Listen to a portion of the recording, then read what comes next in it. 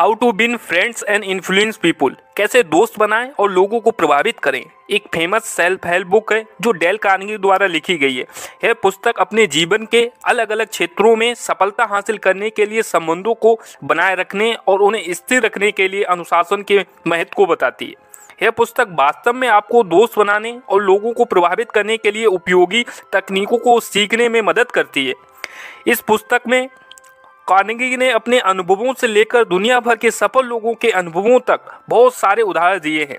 उन्होंने स्पष्ट रूप से बताया है कि दोस्त बनाना और लोगों को प्रभावित करना न केवल उनके विचारों और व्यवहार में सुधार लाता है, बल्कि इससे आपके व्यक्तित्व और आपके संबंधों में भी सुधार होता है। यह पुस्तक 5 भागों में विभाजित है, जिसमें वह लोगों को सिखाते हैं कि वे अपने जीवन में सफल होने के लिए दृष्टिकोण बदल सकते हैं। इन 5 खंडों में उन्होंने दोस्त बनाने और संबंधों को स्थिर रखने के लिए कुछ निम्नलिखित विषयों पर बात की है। नंबर 1, किसी से मिलने के तरीके और संवेदनशीलता से संबंध बनाना।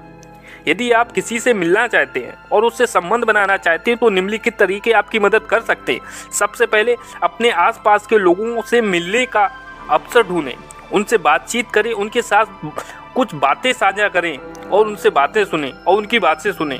अपने दोस्तों और परिवार के सदस्यों के लिए समय निकालें और उनसे बातें करें। संगठनों, समुदायों और शैक्षणिक संस्थाओं में शामिल हों और ऐसी संस्थाओं में शामिल होने से आपको लोगों से मिलने का एक अच्छा अवसर मिलता है। सोशल मीडिया अपनी उपस्थिति बनाए रखें। आजकल सोशल मीडिया का उपयोग लोगों से मिलने के लिए बहुत महत्वपूर्ण माध्यम है। सेकंड, दूसरों के साथ संवाद करने के तरीके और उन्हें समझने की कला। दूसरों के साथ संवाद करने के तरीके विभिन्न हो सकते हैं। इनमें से कुछ महत्वपूर्ण तरीके निम्न हैं।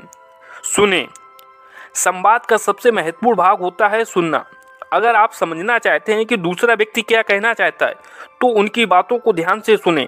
सवाल पूछें। सवाल पूछना दूसरे व्यक्ति से अपने विचारों और भावनाओं को साझा करने का एक अच्छा तरीका हो सकता है।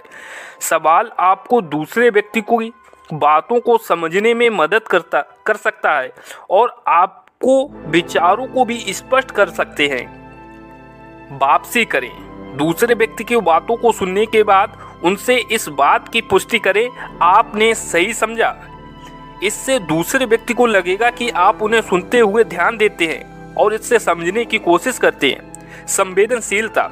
संवेदनशीलता दूसरों के साथ संवाद करने का अहम तरीका हो सकती है यदि आप दूसरे व्यक्ति की भावनाओं और उनके विचारों के प्रति संवेदनशील हैं।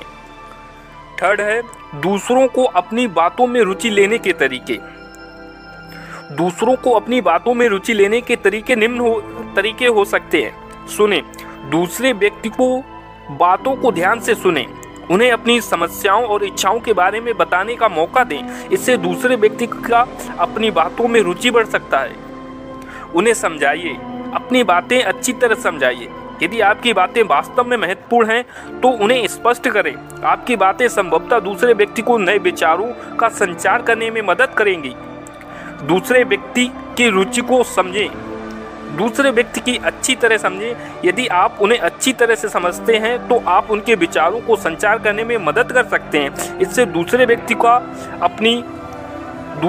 का आपकी बातों में रुचि बढ़ सकती है। सहभागिता बढ़ाएं।